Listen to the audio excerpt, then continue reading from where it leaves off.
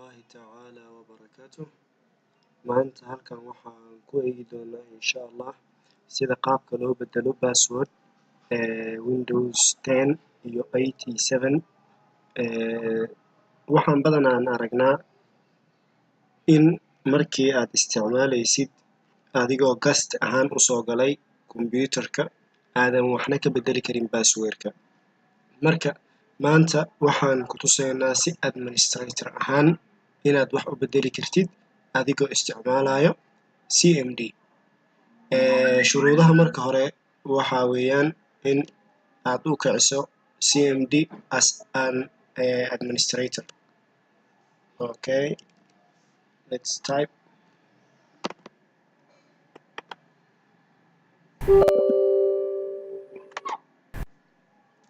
sidaan u wada jeedno administrator ahaan aan u jeednaa.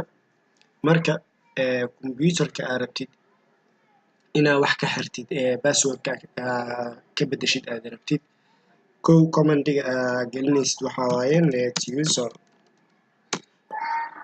okay, net user markuu ii soo baxay administrator adaa ah uu leeyahay PC waana ku jirtaa PC 001. okay, PC 001 aan rabnaa hadaytaan inaan ka bedelno passwordkan ma ahan accountka lagu sameynayo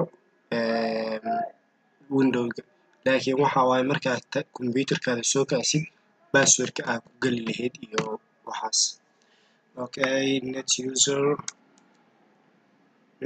marka saas soo qoro waxaad leedahay double click PC 001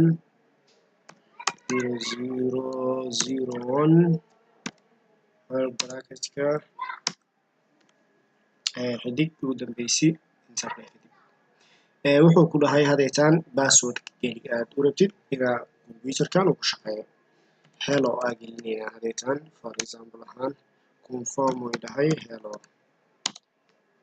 wuxuu dhahay the command completed successfully, waa lagu guuleystay.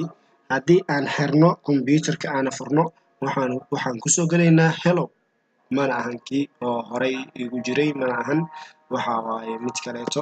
so insha Allah tacaala waxaan u malaynayaa inaad faa'iidaysateen. subscribe iyo like-na waa idinka rajaynayaa si aad u heshaan waxyaalo kaleeto cusub oo IT-da khusayso.